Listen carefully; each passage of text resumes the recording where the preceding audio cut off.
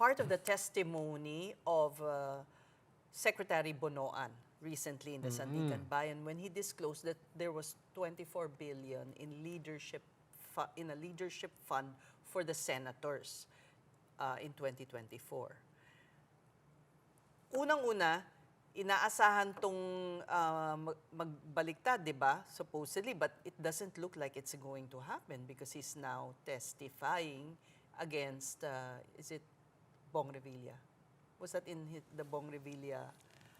Or well, hindi pa ganun kalinaw eh. Kung Oo kanino nga ba eh. siya nagtatestify. Oo nga eh. Ang medyo lumantad lang ay yung itong sinasabi na leadership fund, whatever Right. that is. Paano? Ako, okay lang sa akin yung leadership fund kung dramatically mag-i-improve yung leadership ng ating mga senador. Pero parang hindi naman. No? Kaya sayang. Sabi nga ni Senator Ping Lacson, this is the worst it's kind of pork barrel. Diba? Pero kailangan busisiin natin. Ano ba ang ibig sabihin itong leadership fund na Parang- ito? Oo. allocable. In other words,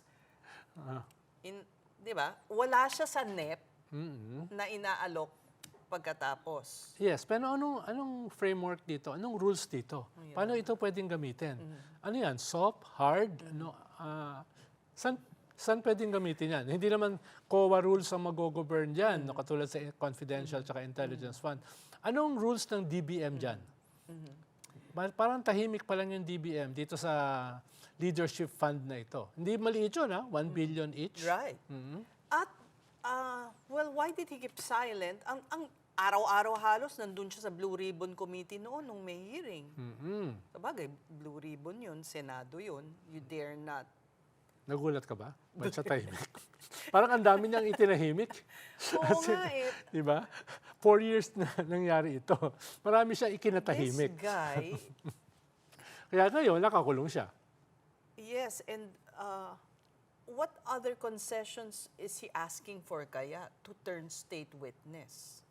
Or to testify against the supposedly mastermind, Martin Romualdez? Well, una, dapat mapatunayan na hindi siya principal. Dahil for now kasi, siya lang ang cabinet secretary na nakasuhan at nakulong. No? Paano siya magiging hindi principal?